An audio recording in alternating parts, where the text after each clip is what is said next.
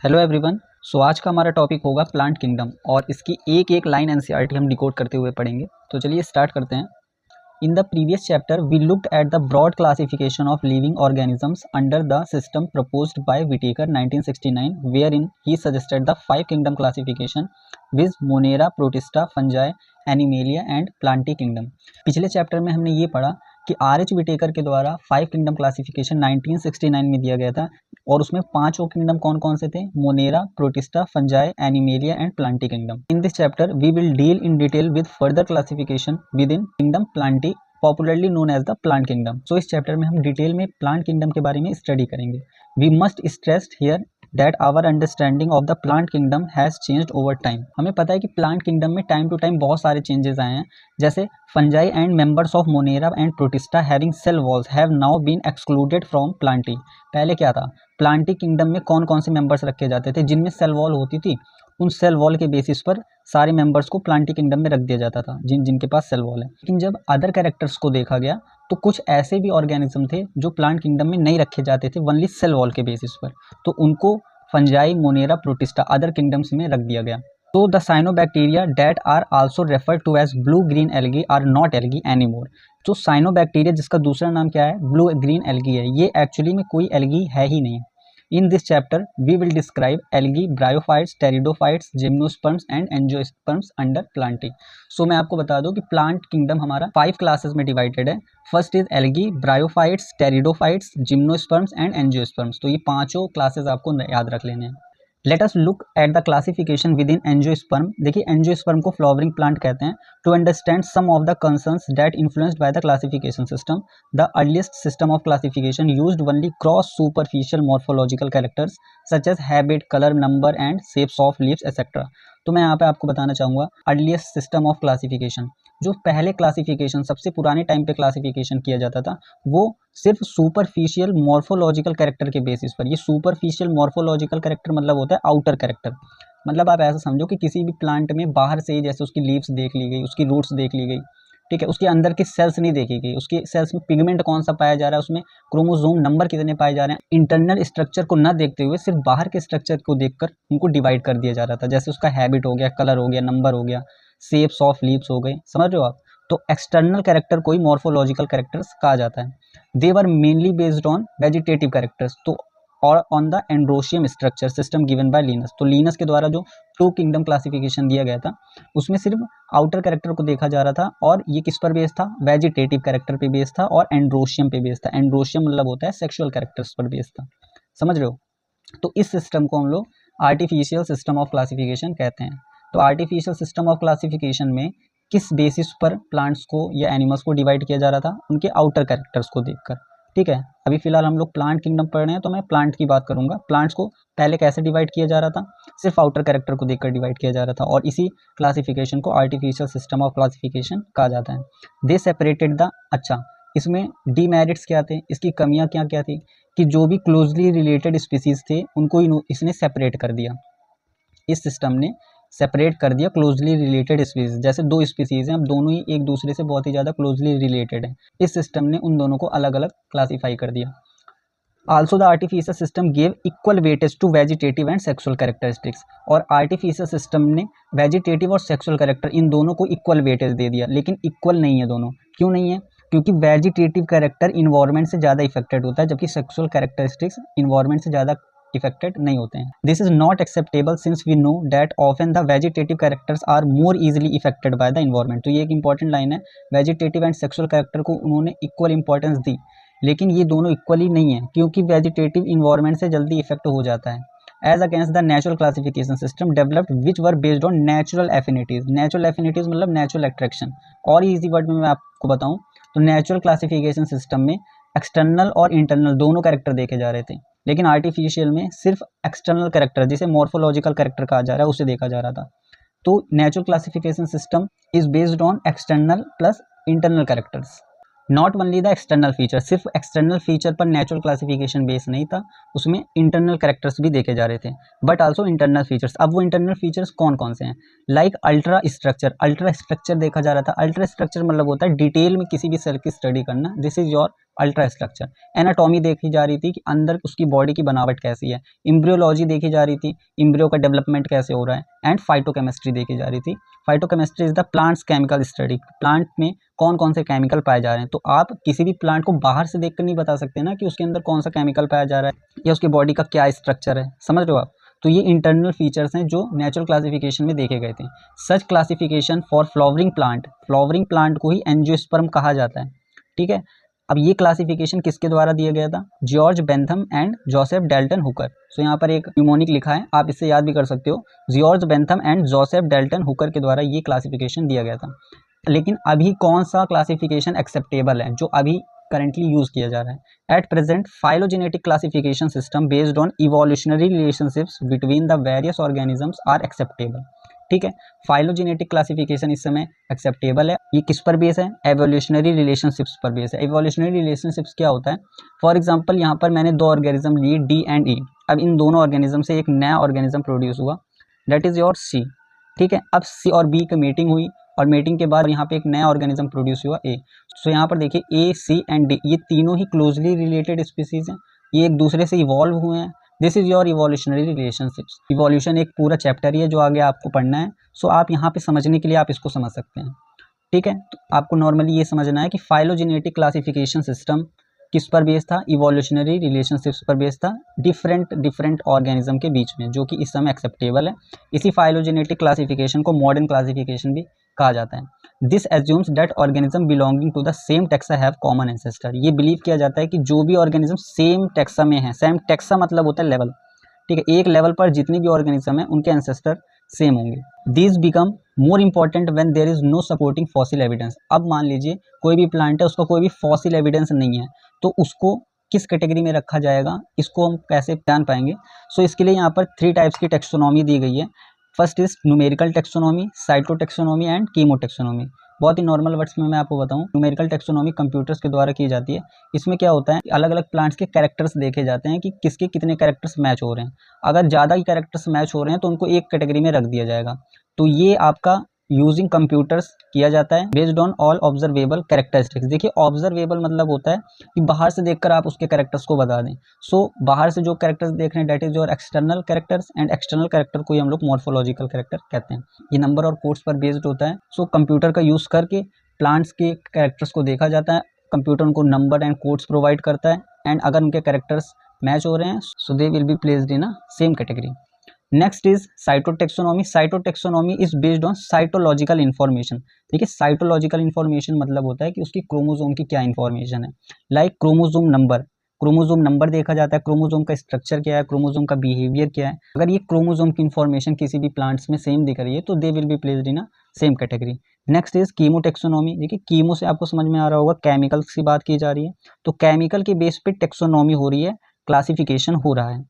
That uses the chemical constituents of the plant to resolve confusions are also used by taxonomies these days. So chemical के base पर अगर हम plants को divide कर रहे हैं, फॉर एग्जाम्पल कोई भी प्लांट है जिसके अंदर सेम केमिकल्स पाए जा रहे हैं तो उनको एक अलग कैटेगरी में रखा जाएगा, और कोई ऐसा प्लांट है जिसमें अदर केमिकल्स पाए जा रहे हैं so they will be placed in other categories. So यहाँ पर केमिकल के बेस पर डिवाइड कर रहे हैं। आई होप ये तीनों टेक्सोनॉमी आपको समझ में आ गया होगा। न्यूमेरिकल नाम से ही पता चल रहा है कि नंबर के बेसिस पर होगा। सो जैसा मैंने आपको बताया कि प्लांट किंगडम को 5 क्लासेस में डिवाइड किया गया था, algae, bryophytes, pteridophytes, gymnosperms and angiosperms. So यहाँ पर फर्स्ट क्लास हम लोग स्टडी करते हैं एल्गी के बारे में। Algae are chlorophyll bearing simple thalloid autotrophic and largely aquatic both fresh and marine organisms. They occur in a variety of other habitats. बहुत ही सिंपल वर्ड्स में बताऊँ, एल्गी में क्लोरोफिल पाया जाता है। देखिए ये एल्गी हो गया, ब्रायोफाइट्स, टेरिडोफाइट्स, ये सारे प्लांट्स ही हैं कुल मिलाकर, ठीक है। सो यहाँ पर आप एक दिमाग में ये रखकर चलिए कि सारे प्लांट्स हैं। अब एल्गी का ही होता है तो वो प्लांट ही ना, तो इसमें क्लोरोफिल पाया जाएगा, सिंपल होगा, थैलोइड होगा। थैलोइड मतलब होता है ऐसा प्लांट जिसकी बॉडी में root, true stem, true leaf नहीं पाया जाता है, मतलब उसमें लीफ नहीं होगा लेकिन लीफ की तरह कोई दूसरा स्ट्रक्चर होगा। ये ऑटोट्रॉफिक होते हैं, सिंपल सी बात है। इनके अंदर अगर क्लोरोफिल है तो क्लोरोफिल का यूज़ करके फोटोसिंथेसिस करेंगे and they will make their own food, so they are autotrophic. And largely aquatic होते हैं, ज़्यादातर ये पानी में पाए जाते हैं। वो पानी आपका फ्रेश वाटर भी हो सकता है, मैरिन भी हो सकता है। They occur in a variety of other habitats. अब ये ज़्यादातर तो पानी में पाए जाते हैं लेकिन अदर हैबिटेट्स में भी पाए जा सकते हैं, जैसे मॉइस्ट स्टोन्स पे पाए जाते हैं, सॉइल्स में पाए जाते हैं, वुड में पाए जाते हैं। Some of them also occur in association with fungi and animals. देखिए सिम्बायोटिक एसोसिएशन समझिए। सिम्बायोटिक एसोसिएशन क्या होता है कि एक ऑर्गेनिज्म अगर दूसरे ऑर्गेनिज्म के साथ रह रहा है और एक दूसरे का कुछ ना कुछ वहाँ पर फायदा कर रहा है, ठीक है, जैसे ये मान लीजिए इसको रहने की जगह दे दिया और ये दूसरा उसके लिए फूड जनरेट कर दिया। So they are organisms that are living in symbiotic association, ठीक है। तो यहाँ पर ये एल्गी आपका फंजाई के साथ भी एसोसिएट कर सकता है और एनिमल्स के साथ भी एसोसिएट कर सकता है। एनिमल्स एग्जाम्पल के लिए स्लोथ बियर हो गया, स्लोथ बियर की बॉडी पर ये ग्रो करेगा एंड उसी की बॉडी पर ये रहेगा। सो यहाँ पर सिम्बायोटिक एसोसिएशन हुआ। अच्छा, स्लोथ बियर आपका सबसे लेजीएस्ट एनिमल होता है, एक जगह बैठ गया तो फिर वहाँ पर बैठे ही रहेगा, ठीक है, इतना लेजी ये होता है। यहाँ पर आप समझिए जैसे दोनों ऑर्गेनिज्म एक साथ रह रहे हैं। सो यहाँ पर तो जो एल्गी का पार्ट है उसको हम फाइकोबायोंट कहते हैं और जो फंगस का पार्ट है उसको माइकोबायोंट कहते हैं। यहाँ पर देखिए फंगस अपना खाना अगर खुद नहीं बना रहा है तो यहाँ पर फंगस आपका हेटरोट्रॉफिक होगा, लेकिन एल्गी तो एक प्लांट है, वो अपना खाना खुद बनाएगी। यहाँ पर लिखा भी है कि इसके पास क्लोरोफिल होता है और ये ऑटोट्रॉफिक होती है। सो यहाँ पर एल्गल पार्ट जो रहेगा वो ऑटोट्रॉफिक होगा, ठीक है। अब एल्गी के फॉर्म एंड साइज की बात कर लेते हैं। ये अलग अलग फॉर्म में पाए जाते हैं, अलग अलग इनका साइज होता है। Ranging from colonial forms like Volvox, ये कॉलोनी में पाए जा सकते हैं, मतलब कि ऐसे कॉलोनीज में भी पाए जाएंगे, अभी मैं आपको फिगर दिखाऊंगा। एंड फिलामेंटस फॉर्म में भी पाए जा सकते हैं। देखिए कॉलोनियल फॉर्म में कौन सा एल्गी पाया जाएगा, उसका एग्जांपल क्या हो सकता है, वॉलवॉक्स। फिलामेंटस फॉर्म में ulothrix and spirogyra and a few of marine forms, कुछ मैरीन में भी, समुद्र के पानी में भी पाए जाएंगे। सॉल्टी वाटर में कौन सा एल्गी पाया जाएगा, कैल्प्स पाया जाएगा। ये कैल्प्स की हाइट अप्रॉक्स 100 मीटर होती है, हाईली रेंज इसका 100 मीटर तक जाता है। और कैल्प्स एक आपका ब्राउन एल्गी है। अभी हम आगे पढ़ेंगे कि आपके 3 टाइप्स के एल्गी होते हैं, brown algae, red algae and green algae. So kelps is a brown algae and ये मैरीन वाटर में पाया जाता है। तो यहाँ पर आप देखिए 3 फॉर्म हो गए आपके एल्गी के, कॉलोनियल फॉर्म हो गया, फिलामेंटस फॉर्म हो गया एंड मैरीन फॉर्म हो गया। कॉलोनियल फॉर्म में कौन सा एल्गी आएगा, वॉलवॉक्स आएगा। फिलामेंटस फॉर्म में ulothrix and spirogyra and marine form में कैल्प्स आएगा, that is your brown algae. अब एल्गी रिप्रोड्यूस कैसे करता है इसको समझ लेते हैं। एल्गी आपका वेजिटेटिव रिप्रोडक्शन भी करता है, एसेक्सुअल रिप्रोडक्शन भी करता है एंड सेक्सुअल रिप्रोडक्शन भी करता है। इसका जो वेजिटेटिव रिप्रोडक्शन होता है, देखिए वेजिटेटिव रिप्रोडक्शन हमारे कई सारे टाइप के होते हैं, आप क्लास 10th में पढ़े होंगे, जैसे फिजन हो गया, बर्डिंग हो गया, रीजनरेशन हो गया, ठीक है, कई सारे टाइप के होते हैं। तो यहाँ पर एल्गी कौन सा वेजिटेटिव रिप्रोडक्शन करता है, तो ये फ्रेगमेंटेशन रिप्रोडक्शन करता है। वेजिटेटिव रिप्रोडक्शन में फ्रेगमेंटेशन में क्या होता है, मेन बॉडी जो रहती है वो अलग अलग फ्रेगमेंट्स में, छोटे छोटे पार्ट्स में डिवाइड हो जाती है, जिसको हम लोग फ्रेगमेंट कहते हैं। तो इसका हर एक fragment develops into a thallus, एक थैलस बना लेता है और वो थैलस बड़ा होकर फिर एल्गी बनाता है। एसेक्सुअल रिप्रोडक्शन इसमें कैसे होता है, asexual reproduction is by the production of different types of spores. इसमें एसेक्सुअल रिप्रोडक्शन अलग अलग स्पोर्स से होता है। अब स्पोर्स भी कई सारे टाइप के होते हैं, लेकिन एल्गी में जो एसेक्सुअल रिप्रोडक्शन का स्पोर्स होता है वो मोस्ट कॉमनली जू स्पोर्स होता है, ठीक है। अब ये जू स्पोर आपका मोटाइल होता है, ये आपको यहाँ पर याद रखना है कि जू स्पोर मोटाइल होता है। मोटाइल मतलब मूव कर सकता है। ये मूव क्यों कर सकता है, क्योंकि इसमें फ्लैजला होता है। इसका अगर मैं आपको फिगर बना के दिखाऊं कि फॉर एग्जाम्पल ये आपका जू स्पोर है, अब इसमें ऐसे फ्लैजला रहता है, ठीक है। अब इसी फ्लैजला की हेल्प से ये मूव कर सकता है। सो जो ऑर्गेनिज्म मूव कर सकता है उसको मोटाइल कहते हैं। सो दे आर फ्लैजिलेटेड, इसमें फ्लैजला पाया जाता है, ये मैंने आपको फ्लैजला बनाकर दिखाया, और फ्लैजला की हेल्प से ये मोटाइल होता है, मतलब मूव कर सकता है। And on germination give rise to a new plant, और जर्मिनेट करने के बाद ये एक नया प्लांट बना देगा। अब ये नया प्लांट कौन सा है, दिस इज योर एल्गी। जब एल्गी के 2 gamete male and female fuse करेंगे तो सेक्सुअल रिप्रोडक्शन होगा। सिंपल है, सेक्सुअल रिप्रोडक्शन में दोनों गैमीट फ्यूज करते हैं, जाइगोट बनता है एंड जाइगोट के बाद एल्गी बनता है। These gametes can be flagellated and similar in size. ये जो टॉपिक है मैं आपको इसको थोड़ा अलग तरीके से समझाता हूँ। देखिए सेक्सुअल रिप्रोडक्शन एल्गी में 3 टाइप्स के हो सकते हैं। पहला आपका आइजोगेमस हो सकता है, second is anisogamous and third is oogamous। देखिए सेक्सुअल रिप्रोडक्शन में मेल गैमीट और फीमेल गैमीट फ्यूज करता है। अगर दोनों गैमीट का साइज सेम है, सिमिलर इन साइज है हमारे मेल गैमीट और फीमेल गैमीट, सो ऐसे रिप्रोडक्शन को, ऐसे सेक्सुअल रिप्रोडक्शन को आइजोगेमस रिप्रोडक्शन कहते हैं। क्लियर हो गया। अभी आगे मत देखिए, अभी खाली इतना समझिए। सेकंड एनाइजोगेमस, एनाइजोगेमस में दोनों गैमीट का साइज सेम नहीं रहेगा तो उसे एनाइजोगेमस कहेंगे। oogamous रिप्रोडक्शन में फीमेल गैमीट का साइज बड़ा होता है और मेल गैमीट का साइज छोटा होता है।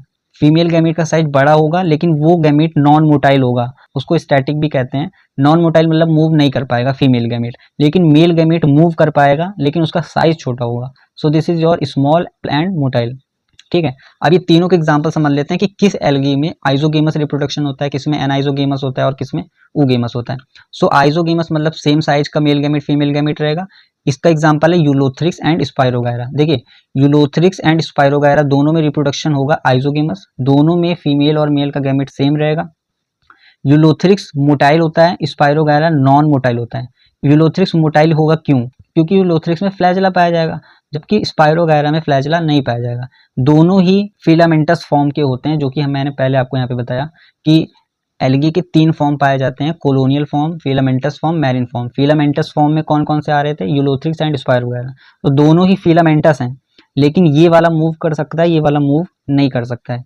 ये वाला मूव क्यों कर पा रहा है? क्योंकि इसके पास फ्लैजेला है, ये फ्लैजेला टाइप, ये thread like structure is your flagella. So filamentous form दोनों होंगे, लेकिन यूलोथ्रिक्स मूव कर पाएगा एंड स्पायरोगायरा मूव नहीं कर पाएगा। एनाइजोगेमस रिप्रोडक्शन होता है यूडोरीना में। ये यूडोरीना हो गया, यूलोथ्रिक्स, स्पायरोगायरा सारे आपके एल्गी ही हैं। oogemus रिप्रोडक्शन होता है वॉल्वॉक्स एंड फ्यूकस में। वॉल्वॉक्स आपका ग्रीन एल्गी होता है, जबकि फ्यूकस आपका ब्राउन एल्गी होता है। चलिए अब देखते हैं एनसीईआरटी में क्या लिखा हुआ है। Sexual reproduction take place through fusion of 2 gametes. 2 gametes के फ्यूजन से सेक्सुअल रिप्रोडक्शन होता है। These gametes can be flagellated. अब ये गैमेट्स आपके फ्लैजिलेटेड हो सकते हैं, मतलब उसमें फ्लैजिला होगा। सिमिलर इन साइज, साइज में सिमिलर होंगे, जैसे कि यूलोथ्रिक्स। तो समझ रहे हो, यूलोथ्रिक्स में गैमेट्स का साइज सेम रहेगा और यूलोथ्रिक्स फ्लैजिलेटेड रहेगा। जबकि नॉन फ्लैजिलेटेड, अगर फ्लैजिला नहीं रहेगा तो मूव भी नहीं कर पाएगा, तो नॉन मोटाइल भी कह देंगे, लेकिन साइज सेम रहेगा गैमेट्स का। सो ये आपका एग्जांपल हो गया स्पायरोगायरा का। तो यहाँ पर मैंने आपको यही दोनों बताया कि दोनों में ही आइजोगेमस रिप्रोडक्शन होगा, लेकिन यूलोथ्रिक्स में फ्लैजिला पाया जाएगा तो ये मूव कर पाएगा, एंड इसमें फ्लैजिला नहीं पाया जाएगा तो ये मूव नहीं कर पाएगा।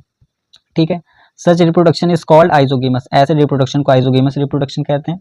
Fusion of 2 gametes dissimilar in size, अगर दोनों गैमेट्स का साइज सेम नहीं है तो वो आपका एनाइजोगेमस रिप्रोडक्शन होगा, एंड इसका एग्जांपल हो गया यूडोरीना।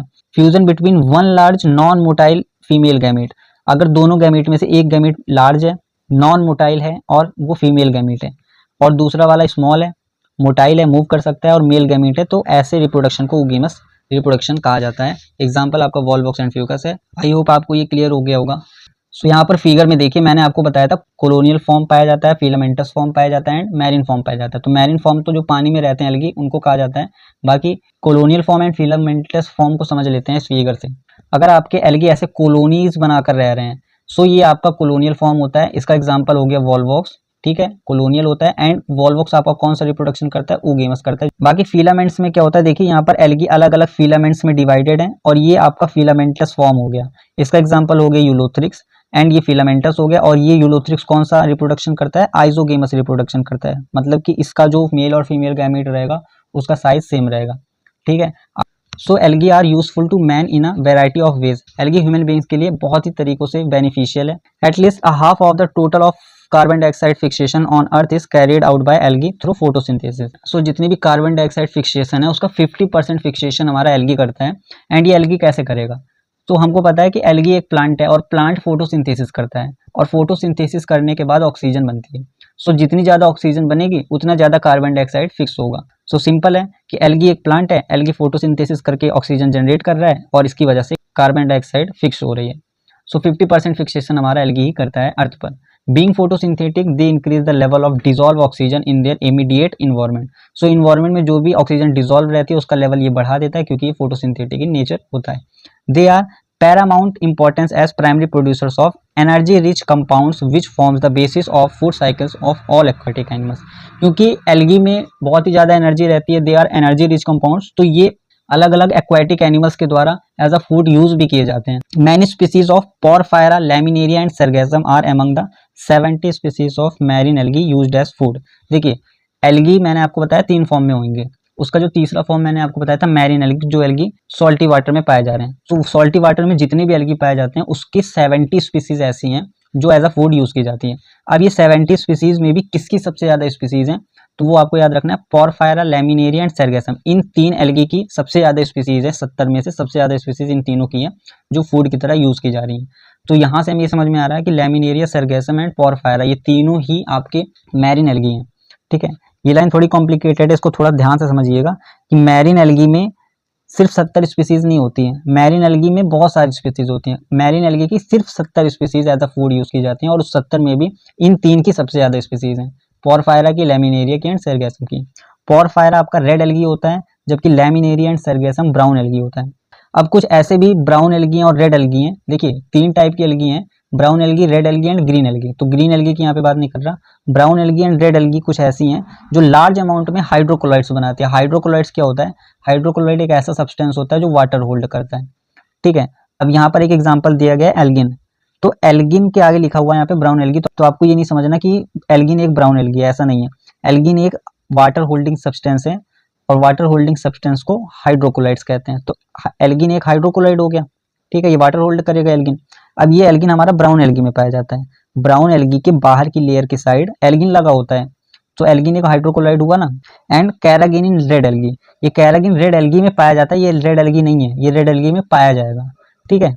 अगर one of the commercial products obtained from gelidium and gracilaria, अब गैलिडियम और ग्रेसिलेरिया एक रेड एल्गी है, दोनों ही आपके रेड एल्गी हैं। सो गैलिडियम एंड ग्रेसिलेरिया से एक प्रोडक्ट बनता है अगर, और इस अगर का इस्तेमाल किया जाता है माइक्रोब्स को ग्रो करने के लिए और आइसक्रीम्स और जेलीस की प्रिपरेशन करने के लिए। सो ग्रेसिलेरिया एंड गैलिडियम दोनों ही रेड एल्गी हैं, इन दोनों से एक प्रोडक्ट ऑब्टेन होता है दैट इज योर अगर, और अगर का इस्तेमाल किया जाता है आइसक्रीम जेलीज बनाने के लिए, बाकी माइक्रोब्स को ग्रो करने के लिए। क्लोरेला एक यूनिसेलुलर एल्गी है जिसमें बहुत ही ज्यादा प्रोटीन होता है, ये as a food supplement use किया जाता है और ये मेडिसिन के फॉर्म में भी आता है। अब इसको मेडिकल स्टोर से खरीद के खुद भी यूज कर सकते हो क्योंकि इसमें बहुत ज्यादा प्रोटीन रहता है, तो ये हमारी स्पेस ट्रेवलर्स के द्वारा भी यूज किया जाता है। यहाँ पर मैंने एक और एग्जांपल लिखा है स्पाइरुलिना, ये भी एक यूनिसेलुलर एल्गी है और इसमें भी बहुत अमाउंट में प्रोटीन पाया जाता है, ठीक है। अब एल्गी को 3 क्लासेस में डिवाइड किया गया है दैट इज और Chlorophyceae, Phaeophyceae and Rhodophyceae. So Chlorophyceae को ग्रीन एल्गी कहते हैं, क्लोरोफाइसी को ग्रीन एल्गी कहेंगे। फियोफाइसी को ब्राउन एल्गी कहते हैं एंड रोडोफाइसी को रेड एल्गी कहते हैं। नाम से ही आप याद कर सकते हो, क्लोरो है तो chlorophyll is responsible for green colour, तो यहाँ नाम से ही आपको याद हो जाएगा Chlorophyceae is green algae and Phaeophyceae brown algae and Rhodophyceae are red algae. तो चलिए स्टार्ट करते हैं क्लोरोफाइसी से। जैसे मैंने आपको बताया कि एल्गी डिवाइडेड है 3 क्लासेस में, chlorophyceae, phaeophyceae, rhodophyceae. Algae 3 classes में on the basis of pigments divided है क्योंकि इन तीनों में ही अलग अलग टाइप्स के पिगमेंट पाए जाते हैं और उसी की वजह से इनका कलर भी अलग अलग होता है। अभी यहाँ पर क्लोरोफाइसी को हम ग्रीन एल्गी कहते हैं, फियोफाइसी को ब्राउन एल्गी कहते हैं, जबकि रोडोफाइसी को रेड एल्गी कहते हैं। सो क्लोरोफाइसी जो आपका ग्रीन एल्गी है, हम उससे शुरुआत करते हैं। The members of Chlorophyceae are commonly called green algae, इनको ग्रीन एल्गी कहा जाता है। द प्लांट बॉडी में भी यूनिसेलुलर, कोलोनियल और फिलामेंटस। देखिए यहाँ पर आपको प्लांट बॉडी देखनी है कि इनका किस किस फॉर्म में ग्रीन एल्गी पाई जाती है। ये यूनिसेलुलर हो सकती है, कोलोनियल हो सकती है या फिर फिलामेंटस हो सकती है। फिलामेंटस मीन्स उसमें फिलामेंट्स थ्रेड लाइक स्ट्रक्चर निकले होंगे। फॉर एग्जाम्पल इस तरीके से अगर ये एल्गी है तो इसमें ऐसे फिलामेंट्स होंगे। कोलोनियल हो गए कि ऐसे कई सारे एल्गीज हैं और वो कोलोनीज के फॉर्म में है। और यूनिसेलुलर मतलब एक ही सेल से बनी हुई algae. They are usually grass green due to the dominance of pigments chlorophyll a and b. इनका कलर ग्रास ग्रीन होता है क्योंकि इनके अंदर क्लोरोफिल ए और बी पाया जाता है। देखिए आप ध्यान दीजिएगा, अभी हम आगे भी फियोफाइसी और रोडोफाइसी को पढ़ेंगे तो इन सबके बीच में क्या डिफरेंशिएशन है वो आपको यहाँ पर समझना है। जैसे chlorophyll a and b Chlorophyceae के अंदर पाया जा रहा है, उसी प्रकार से आगे भी क्लोरोफिल ए और सी फियोफाइसी में पाया जाएगा, क्लोरोफिल ए और डी रोडोफाइसी में पाया जाएगा। तो जो डिफरेंस अभी आपको आगे पता चलेंगे उस पर आप गौर कीजिएगा क्योंकि क्वेश्चंस घुमाकर ऐसे ही बनते हैं। The pigments are localized in definite chloroplast, ये जो पिगमेंट्स होते हैं ये एक डेफिनेट क्लोरोप्लास्ट में लोकेटेड रहते हैं। द क्लोरोप्लास्ट में भी discoid, plate like, reticulate, reticulate मतलब network like, cup shaped, spiral और ribbon shaped in different species. अलग अलग क्लोरोफाइसी में अलग अलग टाइप के क्लोरोप्लास्ट पाए जाएंगे। Most of the members have one और मोर स्टोरेज बॉडीज कॉल्ड पायरेनॉइड्स। अब ध्यान दीजिएगा, क्लोरोफाइसी के अंदर जो क्लोरोप्लास्ट होता है, क्लोरोप्लास्ट में क्लोरोफिल होगा, ठीक है, और उसी क्लोरोप्लास्ट के अंदर एक स्टोरेज बॉडी पाई जाएगी जिसको पायरेनॉइड्स कहा जाता है। अब ये पायरेनॉइड्स एक भी हो सकता है और एक से ज़्यादा भी हो सकती हैं, ठीक है। Located in the chloroplast, pyrenoids contains protein beside starch. Pyrenoids में प्रोटीन पाया जाता है और उसके बगल स्टार्च पाया जाता है। फॉर एग्जाम्पल अगर मैं बताऊँ कि ये अगर आपका क्लोरोप्लास्ट है और यहाँ पर क्लोरोफिल पाया जा रहा है, फिलहाल इसमें थैलस होते हैं और उसके अंदर होता है क्लोरोफिल। मैं एग्जांपल के लिए बता रहा हूँ, अगर ये क्लोरोफिल है तो इसी में एक ऐसे स्टोरेज बॉडी होगी जिसे हम पायरेनॉइड्स कहेंगे। इस पायरेनॉइड्स के अंदर यहाँ पर प्रोटीन है और बगल बगल यहाँ पर स्टार्च पाए जाएंगे। तो एनसीईआरटी के कहने का मतलब यही है कि क्लोरोप्लास्ट के अंदर ही क्लोरोफिल भी है और पायरेनॉइड भी है, और पायरेनॉइड के अंदर प्रोटीन है और बगल बगल इसके चारों तरफ स्टार्च भी है। सम एल्गी में store food in the form of oil droplets. कुछ क्लोरोफाइसी, कुछ ग्रीन एल्गी ऐसे हैं जो ऑयल ड्रॉपलेट्स यानी फैट के रूप में फूड को स्टोर करेंगे, ठीक है। यूजुअली ये किस फॉर्म में फूड स्टोर करती हैं, स्टार्च के फॉर्म में, ये आपको नोट करना है। Green algae usually have a rigid cell wall, इनकी जो सेल वॉल होती है वो रिजिड होती है, मीन्स हार्ड होती है। देखिए क्लोरोफाइसी एक ग्रीन एल्गी है और एल्गी एक प्लांट है। जितने भी प्लांट होते हैं उनकी सेल वॉल सेलुलोज से बनी होती है। तो सेल वॉल में हमारी दो लेयर्स होती हैं, एक इनर लेयर होती है, एक आउटर लेयर। ठीक है, फॉर एग्जांपल ये सेल वॉल है, तो सेल वॉल में ये अंदर वाली लेयर मान लेते हैं और ये बाहर वाली लेयर मान लेते हैं। तो जितने भी प्लांट्स हैं उनकी सेल वॉल किससे बनी हुई है, सेलुलोज से। तो अंदर वाली लेयर जितनी भी प्लांट रहेंगे उसकी सेलुलोज की ही रहेगी। ठीक है, अंदर वाली लेयर सेलुलोज की रहेगी, बाहर वाली का जो मटेरियल है वो चेंज हो सकता है। तो यहाँ पर चाहे ग्रीन एल्गी हो, चाहे ब्राउन एल्गी हो, चाहे रेड एल्गी हो, उसकी अंदर वाली जो लेयर होगी सेल वॉल की वो सेलुलोज की बनी होगी। ठीक है, तो यहाँ पर वही बताया गया है कि क्लोरोफाइसी में जो सेल वॉल होती है उसमें दो लेयर है, एक इनर लेयर है और एक आउटर लेयर है। इनर लेयर सेलुलोज से बनी होगी। अब सिंपल सी बात है, ग्रीन एल्गी एक प्लांट है तो प्लांट की जो सेल वॉल है उसके अंदर वाली लेयर सेलुलोज से ही बनी होगी, बाहर वाली लेयर इसकी पेक्टोज से बनी होती है। ये आपको यहाँ पर ध्यान देना है। अच्छा, इसमें रिप्रोडक्शन कैसे होता है? हमें पता है कि एल्गी में तीनों टाइप के रिप्रोडक्शन होते हैं, वेजिटेटिव भी होता है, सेक्सुअल भी होता है और एसेक्सुअल भी होता है। तो वेजिटेटिव रिप्रोडक्शन क्लोरोफाइसी में ओनली फ्रेगमेंटेशन से होता है या फिर डिफरेंट टाइप्स के स्पोर से होता है। एसेक्सुअल रिप्रोडक्शन इसमें फ्लैजिलेटेड जो स्पोर से होगा, ये आपको नोट डाउन करना है। फ्लैजिलेटेड जू स्पोर क्या होता है, इस पर थोड़ा गौर कीजिएगा। जू स्पोर ऐसा स्पोर है जो मोटाइल होता है, मतलब ये मूव कर सकता है। और फ्लैजिलेटेड होता है, इसका मतलब इसमें फ्लैजला पाए जाते हैं। For example it is your जू स्पोर, तो जू स्पोर में ऐसे फ्लैजला रहेंगे और यही फ्लैजला की हेल्प से मूव कर सकता है। सो हम कह सकते हैं कि जू स्पोर एक मोटाइल स्पोर है, मतलब मूवेबल स्पोर है। ठीक है, जू स्पोर प्रोड्यूस्ड कहाँ होता है, जू स्पोर एंजियम में ये प्रोड्यूस होता है। The sexual reproduction so considerable variations in the type and formation of sex cells and it may be isogamous, anisogamous और ओगेमस। और सेक्सुअल रिप्रोडक्शन इसमें तीनों टाइप्स के होते हैं, आइसोगेमस भी होता है, एनाइसोगेमस भी होता है और ओगेमस भी होता है। आइसोगेमस में क्या होता है कि मेल और फीमेल गैमेट का साइज सेम होता है, एनाइसोगेमस में साइज सिमिलर नहीं होता है, और ओगेमस में फीमेल के गैमेट का साइज लार्ज होगा जबकि मेल के गैमेट का साइज स्मॉल होगा। लेकिन यहाँ पर मेल गैमेट मूव कर सकती है और फीमेल गैमेट मूव नहीं कर सकता है। Some commonly found green algae are, अब यहाँ पर कुछ ग्रीन एल्गी के एग्जांपल दिए हुए हैं, जैसे क्लेमाइडोमोनास हो गया, वॉलवॉक्स हो गया, यूलोथ्रिक्स हो गया, स्पाइरोगैरा एंड कारा हो गया। इसे कहीं कहीं चारा भी पढ़ा जाता है, सो you can go with it. Chlamydomonas unicellular algae है, वॉलवॉक्स में ओगेमस रिप्रोडक्शन होता है, यूलोथ्रिक्स आपका मोटाइल होता है जबकि स्पाइरोगैरा नॉन मोटाइल होता है। दोनों का ही फॉर्म फिलामेंटस होता है और इन दोनों में ही आइसोगेमस रिप्रोडक्शन होता है, यानी इन दोनों में ही मेल गैमेट और फीमेल गैमेट का साइज सेम होगा। नेक्स्ट हम मूव करते हैं फियोफाइसी में। सो फियोफाइसी को ब्राउन एल्गी कहा जाता है and they are primarily found in marine habitats, ये मैरिन हैबिटेट्स में पाए जाएंगे। मैरिन हैबिटेट्स मीन्स होता है salty water. They show great variation in size and form, इनके भी साइज और फॉर्म में ग्रेट वेरिएशन होते हैं, अलग अलग इनके साइज होते हैं, अलग अलग फॉर्म होते हैं। सो हमें समझना है, they are simple branched, simple branched हो सकते हैं, फिलामेंटस फॉर्म में भी हो सकते हैं। फिलामेंटस फॉर्म का एग्जांपल एक्टोकार्पस है।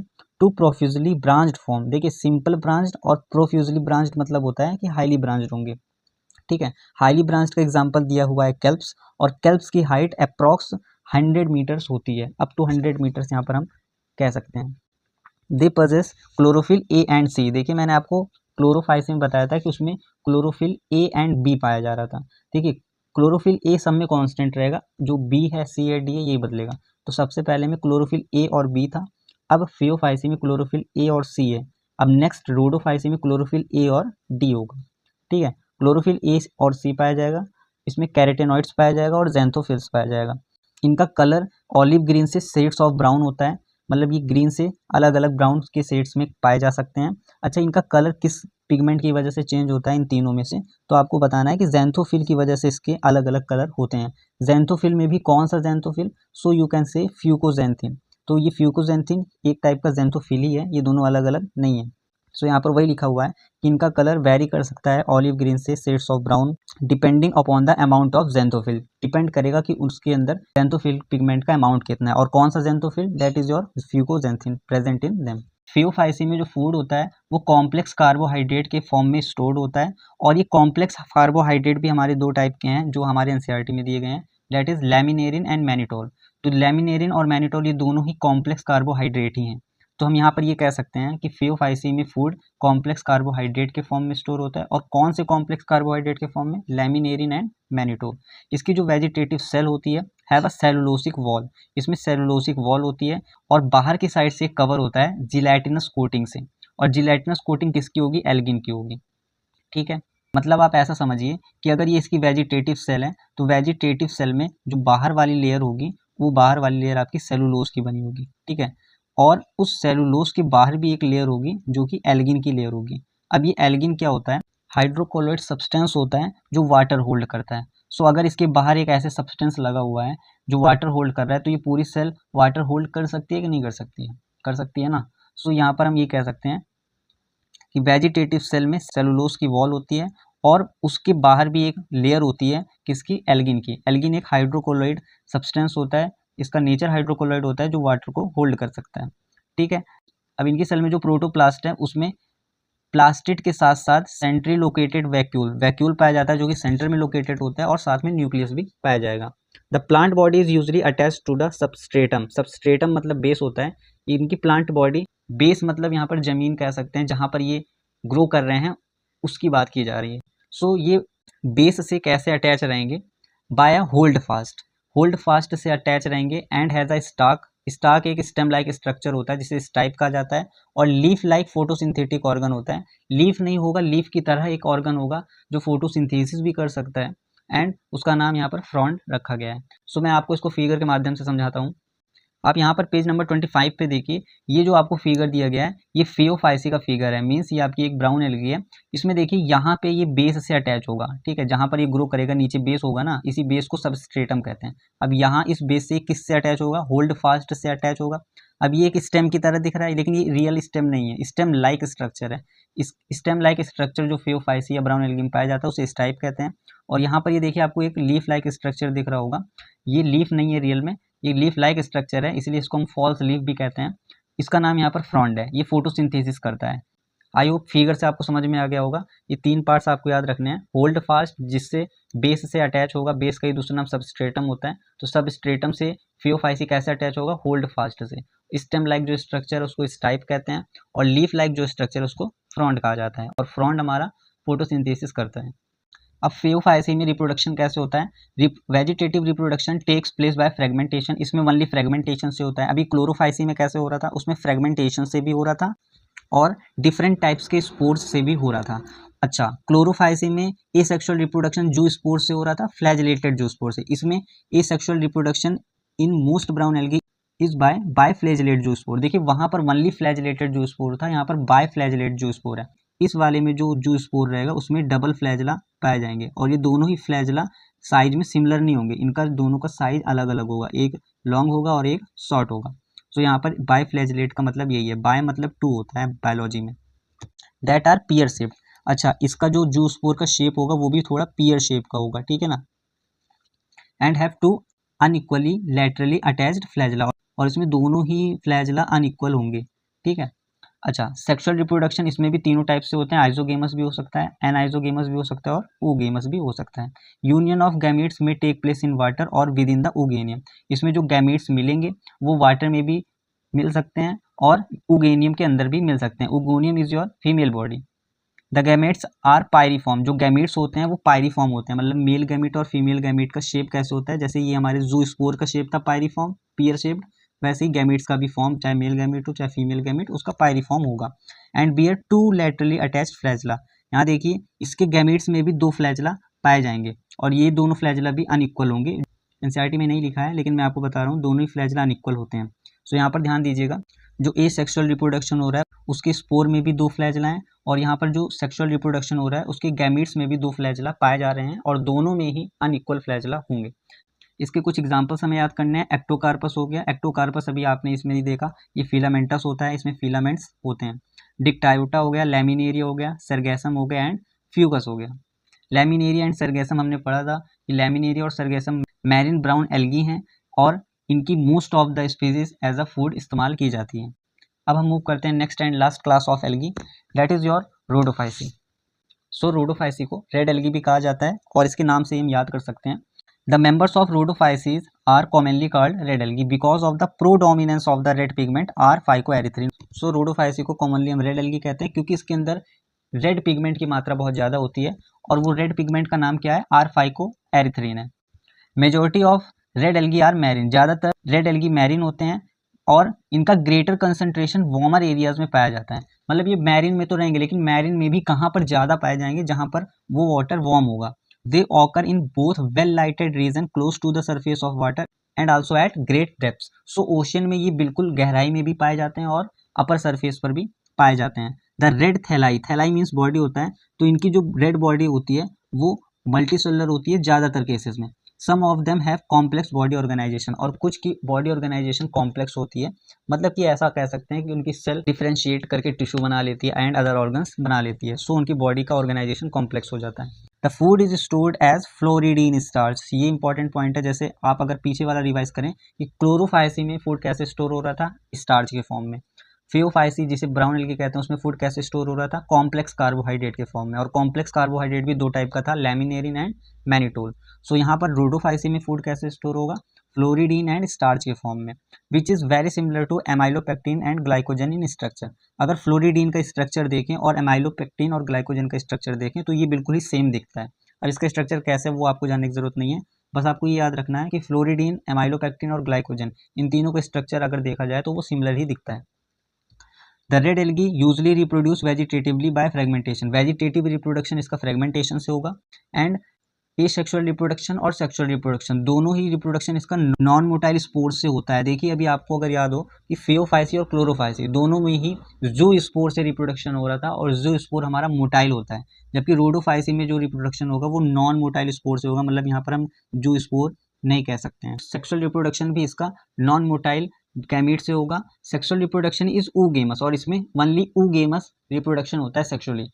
ऊगेमस का मतलब होता है कि इसके फीमेल का गैमेट का साइज बड़ा होगा और फीमेल की गैमेट मूव नहीं कर पाएगी, जबकि मेल का गैमेट का साइज छोटा होगा और वो मूव कर सकता है, that will be motile and accompanied by complex post fertilisation development. और उसके बाद इसमें पोस्ट फर्टिलाइजेशन डेवलपमेंट होगा, फर्टिलाइजेशन के बाद कुछ डेवलपमेंट्स होंगे जिससे एक कॉम्प्लेक्स प्लांट हमारा बनेगा रोडोफाइसी का। द कॉमन मेंबर्स आर, आपको इसके कुछ मेंबर्स, कुछ एग्जांपल्स यहाँ पर दिए गए हैं, that is polysiphonia, porphyra and gracilaria and gelidium. Gracilaria and gelidium हमको पता है कि इससे एक प्रोडक्ट ऑब्टेन होता है, डेट इज अगर, और अगर का इस्तेमाल किया जाता है माइक्रोब्स को ग्रो करने के लिए और आइसक्रीम या जेलीस को बनाने के लिए, जो कि अभी हमने स्टार्टिंग में पढ़ा था। जबकि पोरफायरा की ज़्यादातर स्पीसीज एज अ फूड इस्तेमाल किए जाते हैं, एंड ये आपका एक मैरिन एल्गी है। टेबल 3.1 में divisions of algae and their main characteristics के बारे में बताया गया है। मतलब यहाँ पर आपको तीनों टाइप्स के एल्गी दिए गए हैं और उसके कुछ कैरेक्टरिस्टिक्स बताए गए हैं। मोस्टली मैंने आपको पढ़ाते समय याद करवा दिया है, अगर आप चाहें तो एक बार फिर से देख सकते हैं, मैं आपको बता देता हूँ। क्लोरोफाइसी को हम ग्रीन एल्गी कहते हैं, इनका कॉमन नेम ग्रीन एल्गी है। फियोफाइसी का कॉमन नेम ब्राउन एल्गी है, और रोडोफाइसी का कॉमन नेम रेड एल्गी है। ये तीनों तो याद ही हो गया। अब इसमें कौन कौन से पिगमेंट्स पाए जाते हैं, सो मैंने आपको बताया था कि तीनों में एक ए क्लोरोफिल तो पाया जाएगा, खाली जो आपका सेकंड है वो चेंज होगा। तो क्लोरोफिल ए और बी इसमें पाया जाएगा। फियोफाइसी में क्लोरोफिल ए और सी पाया जाएगा, ठीक है, और रोडोफाइसी में क्लोरोफिल ए और डी पाया जाएगा। साथ ही साथ इसमें क्लोरोफिल के साथ फ्यूकोजेंथिन पाया जाता है, जो कि आपका एक टाइप का जेंथोफिल होता है, और इसी की वजह से अलग अलग कलर्स के हमारे फियोफाइसी होते हैं। ब्राउन शेड्स भी हो सकते हैं और ऑलिव ग्रीन भी हो सकते हैं। और इसमें क्लोरोफिल ए और डी के साथ फाइको एरिथ्रीन पाया जाएगा, और फाइको एरिथ्रीन की वजह से ही इसका कलर रेड होता है, जो कि हमें पता है। अब इसमें फूड कैसे स्टोर होंगे, क्लोरोफाइसी में फूड स्टार्च के फॉर्म में स्टोर होता है, ठीक है। फियोफाइसी में फूड कॉम्प्लेक्स कार्बोहाइड्रेट के फॉर्म में स्टोर होता है, और ये दोनों एक कॉम्प्लेक्स कार्बोहाइड्रेट ही हैं। मैनिटोल और लैमिनेरिन कॉम्प्लेक्स कार्बोहाइड्रेट के ही फॉर्म है। रोडोफाइसी में फूड फ्लोरिडिन स्टार्च के फॉर्म में स्टोर होता है। अभी यहाँ पर मैंने आपको बताया कि तीनों ही हमारे एल्गी हैं, और एल्गी हमारे प्लांट होते हैं, तो इसकी इनर जो लेयर होगी सेल वॉल की वो सेलुलोज की बनी होगी। सो सेलुलोज की लेयर देखिए आप तीनों में है, मतलब इसकी inner layer of cell wall will be made of cellulose. बाहर वाली लेयर का जो मटेरियल है वो चेंज हो सकता है। जैसे क्लोरोफाइसी में बाहर वाली लेयर पेक्टोज से बनी होती है। सेलुलोज एंड एल्गिन, मतलब बाहर वाली लेयर एल्गिन से बनी है। एल्गिन हाइड्रोक्लोराइड इन नेचर होता है, और ये वाटर होल्डिंग सब्सटेंस होता है। ये क्वेश्चन एक बार नीट में आ चुका है, सो ये भी आपको देखना है। इसकी इनर लेयर सेलुलोज की होगी, जबकि बाहर की लेयर पेक्टिन और पॉलीसल्फेट ईस्टर्स की होगी। इसमें फ्लैजला देख लेते हैं और पोजीशन देख लेते हैं इंसर्शंस का। क्लोरोफाइसी में 2 से 8 फ्लैजला हो सकते हैं, और सारे ही इक्वल होंगे, और ये एपाइकल से निकलेंगे। फॉर एग्जाम्पल ये आपका अगर जू स्पोर है तो अपर पार्ट को ही एपाइकल कहते हैं, यहाँ से इसके फ्लैजला एराइज होंगे। जबकि फियोफाइसी में ओनली 2 फ्लैजला पाए जाते हैं, इसलिए इसको हम बाई फ्लैजलेटेड जो स्पोर भी कहते हैं, और इसमें दोनों ही फ्लैजला अनइक्वल होंगे और लेटरल साइड से निकलेंगे। ये आपका जू स्पोर है। अगर अपर साइड से फ्लैजला निकल रहा है तो वो एपाइकल होता है, जबकि साइड से अगर फ्लैजले निकल रहे हैं तो वो आपके लेटरल होते हैं। अब यहाँ पर दोनों मैंने सेम साइज के नहीं बनाया क्योंकि दोनों ही फ्लैजिला अनइक्वल होते हैं, और रोडोफाइसी में फ्लैजिला नहीं पाया जाता है। अब इनका हैबिटेट क्या है, कहाँ कहाँ ये रहते हैं? सो क्लोरोफाइसी आपका फ्रेश वाटर में पाया जाता है, फियोफाइसी भी फ्रेश वाटर में पाया जाता है, और रोडोफाइसी भी फ्रेश वाटर में पाया जाता है। देखिए ब्रैकिश वाटर मतलब क्या होता है? ब्रैकिश वाटर मतलब होता है मिक्स वाटर। ये fresh water plus salty water दोनों के मिक्स वाटर को हम ब्रैकिश वाटर कहते हैं। अब ये देखिए फ्रेश में भी पाया जा रहा है, सॉल्टी में भी पाया जा रहा है, और फ्रेश और सॉल्टी के मिक्सचर में भी पाया जा रहा है। तो तीनों ही वाटर में ये पाया जा रहा है, कुल मिलाकर मैरिन है। ये देखिए फ्रेश वाटर में पाया जाता है रेयरली ही फ्रेश वाटर में पाया जाता है। ब्रैकिश वाटर में भी पाया जाएगा और सॉल्टी वाटर में भी पाया जाएगा। तो ये भी तीनों ही टाइप के वाटर में पाया जा रहा है, ओनली फ्रेश वाटर में रेयरली पाया जाता है। ये देखिए फ्रेश वाटर में ये भी कुछ फ्रेश वाटर में पाए जाएंगे, ब्रैकिश वाटर में भी पाए जाएंगे, और सॉल्टी वाटर में भी पाए जाएंगे। हैबिटेट को अगर एक लाइन में आपको बताना चाहूँ तो क्लोरोफाइसी तीनों ही टाइप के वाटर में पाया जाएगा, फियोफाइसी भी तीनों टाइप के वाटर में पाया जाएगा, और रोडोफाइसी भी तीनों टाइप के वाटर में पाया जाएगा। खाली आपको ये याद रखना है कि रोडोफाइसी सबसे ज़्यादा सॉल्टी वाटर में पाया जाता है, और फियोफाइसी सबसे कम फ्रेश वाटर में पाया जाता है। क्लोरोफाइसी के बारे में एनसीईआरटी में कोई भी ऐसी जानकारी नहीं दी गई, so you can say that they are present in all 3 types of water. Next part में हम ब्रायोफाइट्स को कवर करेंगे। Thank you so much.